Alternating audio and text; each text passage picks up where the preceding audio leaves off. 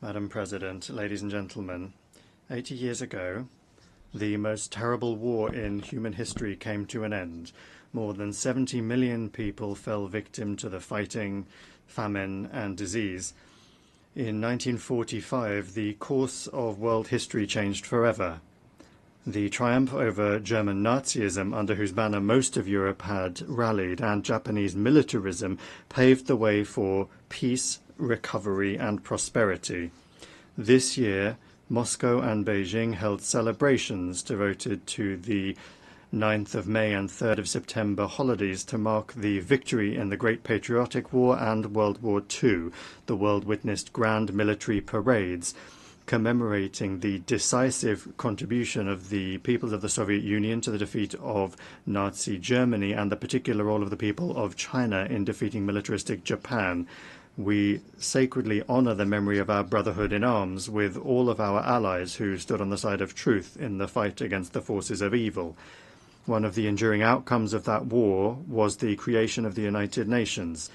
The principles of its charter agreed upon by the founding fathers of our organization continue to serve as a shining beacon of international cooperation. They embody centuries of experience of the coexistence of states and remain fully relevant in the age of multipolarity. The only thing that remains is for all member states, without exception, to adhere to those principles in full, in their entirety, and as they are interconnected. In practice, however, things look different. Widespread, gross violations of the principle of the sovereign equality of states are undermining faith in justice itself and leading to crises and conflicts. The root of the problem lies in the incessant attempts to divide the world into us and them, into democracy and autocracy, into a blooming garden and a jungle, those who are at the table and those who are on the menu, into the chosen ones who are allowed everything and the rest who for some reason are obliged to serve the interests of the golden billion. We advocate for unquestioning adherence to the principle of equality. It is the guarantee that all countries will be able to take their rightful place in the world order, regardless of their military might, the size of their population, or the size of their territory and economy. The principle of the non-use of force and threat of force has also been repeatedly flouted by the West. The NATO bombing of Yugoslavia, the invasion of Iraq by the US-led coalition, and NATO's military operation for regime change in Libya all ended in tragedy. Today, Israel's illegal use of force against the Palestinians and aggressive actions against Iran, Qatar, Yemen, Lebanon, Syria, and Iraq threaten to blow up the entire Middle East. Russia firmly condemned the attack by Hamas militants on Israeli civilians on the 7th of October 2023. However, there is no justification for the brutal killings of the civilian population of Palestine or for terrorist attacks. There is also no justification for the collective punishment of Palestinians in the Gaza Strip, where Palestinian children are dying from bombing and starvation. Hospitals and schools are being destroyed, and hundreds of thousands of people are being left without shelter.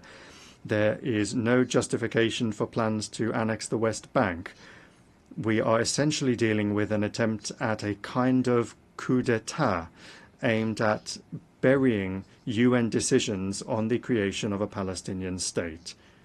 Recently, a number of Western governments announced their recognition of the state of Palestine.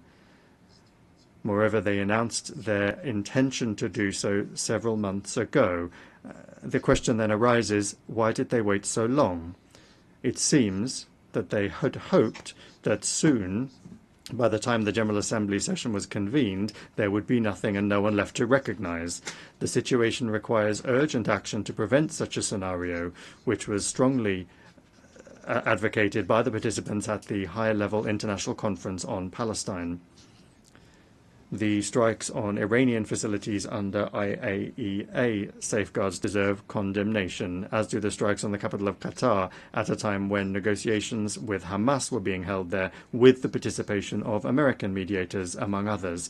Yesterday, in the Security Council, the West rejected a rational proposal by China and Russia to extend the 2015 agreement on Iran's nuclear program in order to allow time for diplomacy. This has finally exposed the West's policy of sabotaging the pursuit of constructive solutions in the UN Security Council and its desire to extract unilateral concessions from Tehran through blackmail and pressure. We consider such a policy to be unacceptable and consider all manipulations to restore anti-Iranian UN sanctions as well as the sanctions themselves to be illegal. The West is not accustomed to observing the principle of non-interference in internal affairs. The color revolutions have become a sad phenomenon of our time, and illegal unilateral sanctions have long since become the main tool of Western diplomacy. No matter what excuses are used to justify them, the essence of such sanctions is the same: to suppress and intimidate competitors in the global economy and politics. Russia, together with an absolute majority of UN members, calls for the immediate lifting without prior conditions of the trade blockade against Cuba, which has been in place for more than 60 years, and for it to be removed from the notorious list of state sponsors of terrorism. We express our solidarity with the people of Venezuela in the face of external sanctions pressure and threats. We advocate for Latin America and the Caribbean to remain a zone of peace and cooperation.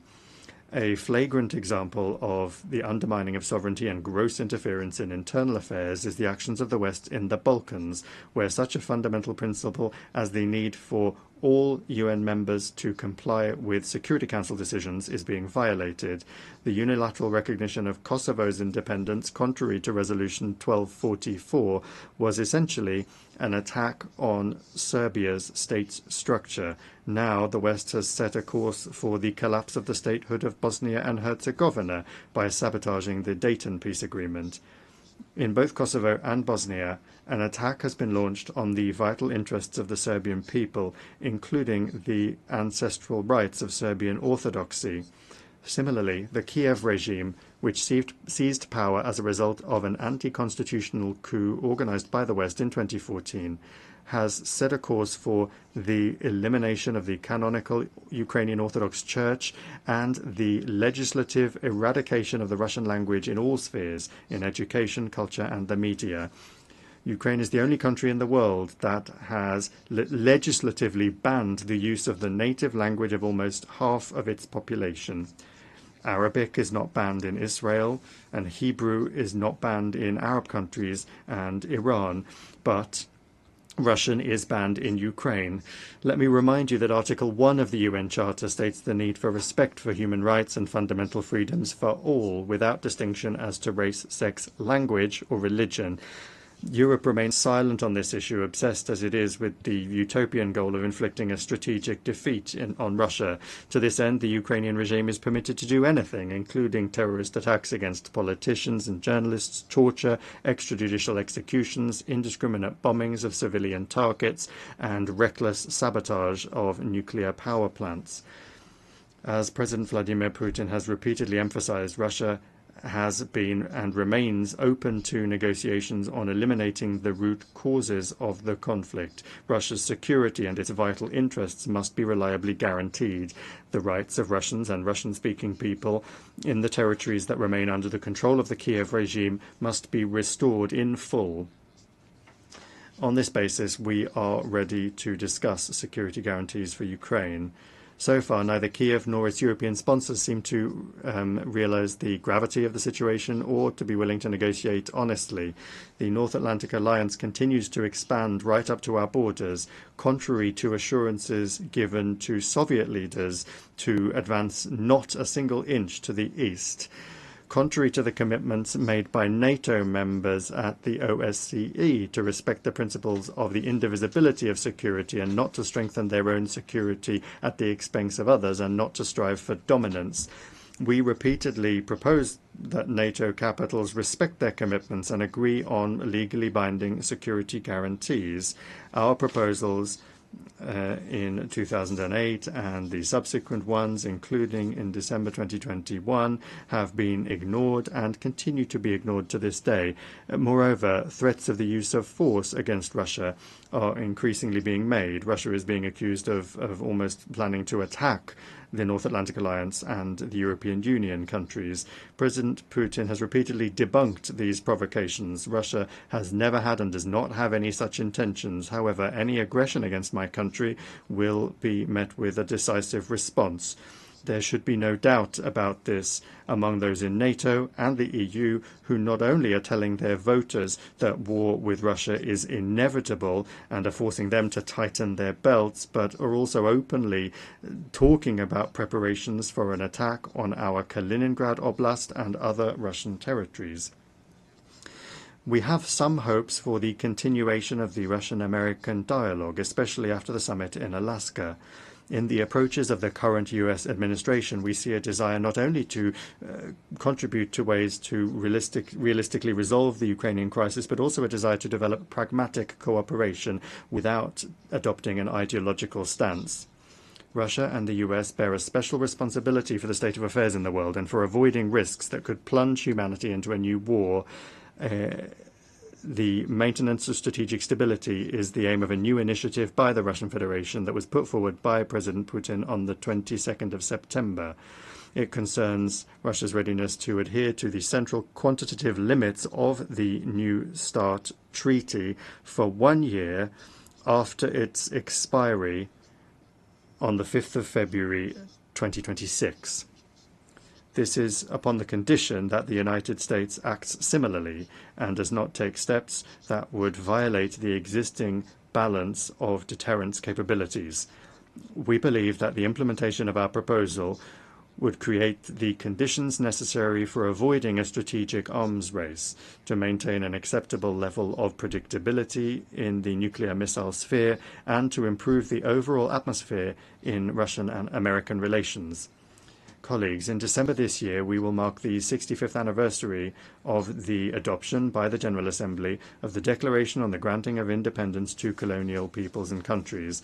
The decolonization process, with a leading role played by the Soviet Union, was a direct consequence of the realization of the right of nations to self-determination.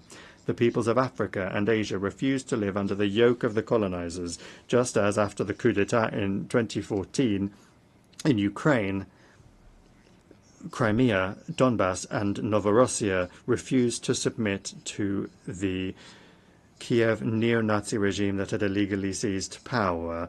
It not only does not represent the interests of the population, but has also unleashed a war against them.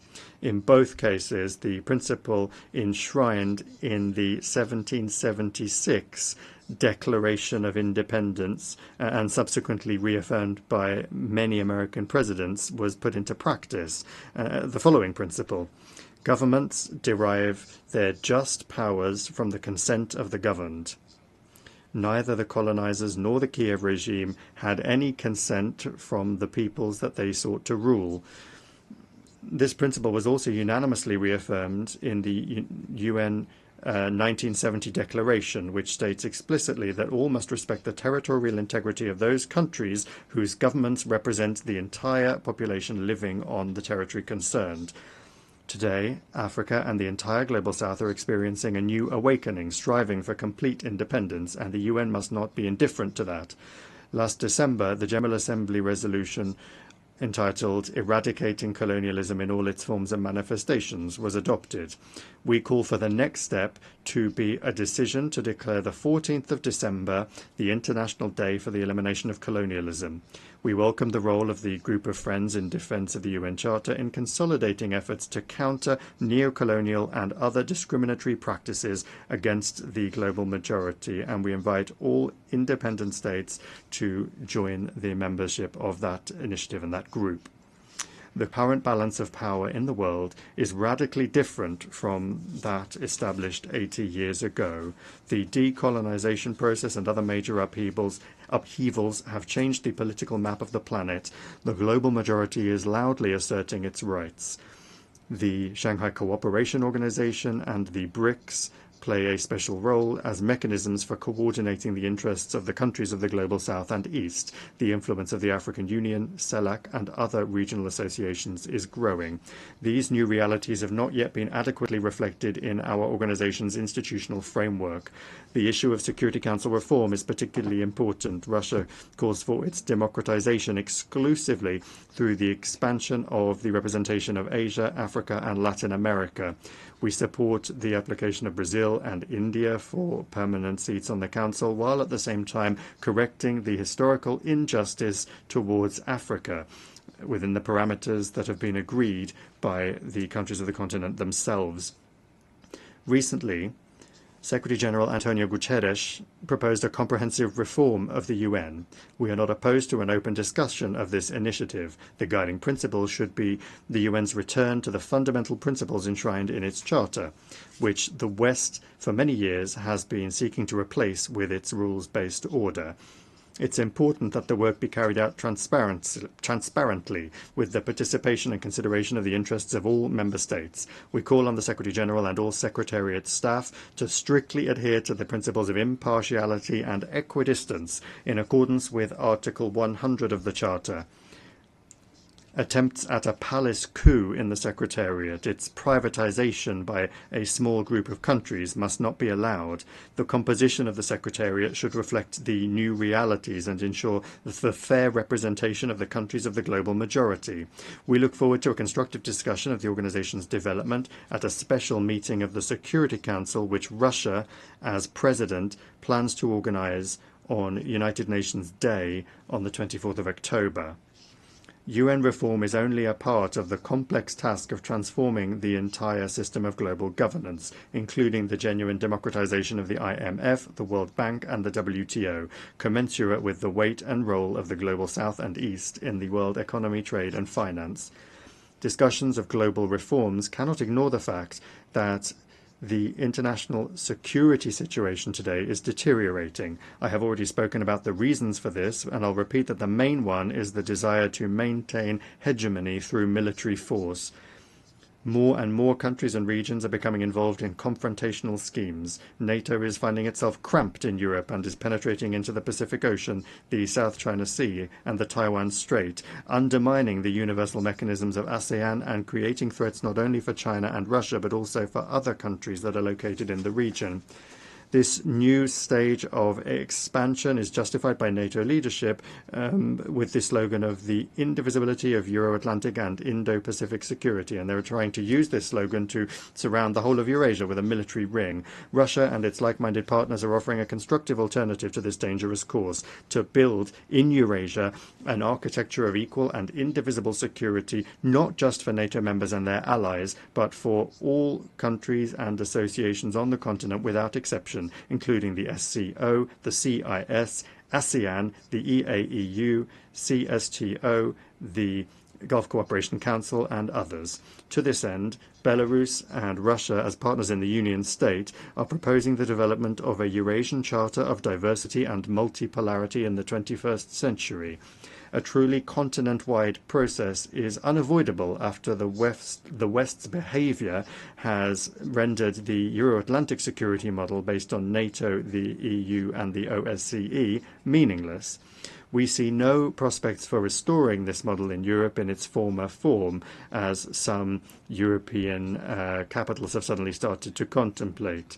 When talking about the future, we must not forget the lessons of the past, especially in a situation where Nazism is rearing its head again in Europe and militarization is gaining momentum under the same anti-Russian slogans. This is all the more alarming given that a number of politicians in power in Brussels and in some capitals of EU and NATO countries are seriously beginning to talk about a third world war as a likely scenario. These figures are undermining any efforts to find a fair balance of interests among all of the members of the international community, by trying to impose their unilateral approaches on everyone else in gross violation of the key charter requirement, which I have repeatedly mentioned already, that is the respect for the sovereign equality of states. It is this equality which is the foundation for the objectively emerging multipolarity. Russia is not agitating for revolution against anyone. Our country has suffered more than others from revolutions. We are simply calling on member states and the Secretariat's leadership to strictly adhere to all of the principles of the UN Charter without exception, without double standards. Only then will the legacy of the founding fathers of the UN not be squandered in vain. Thank you for your attention.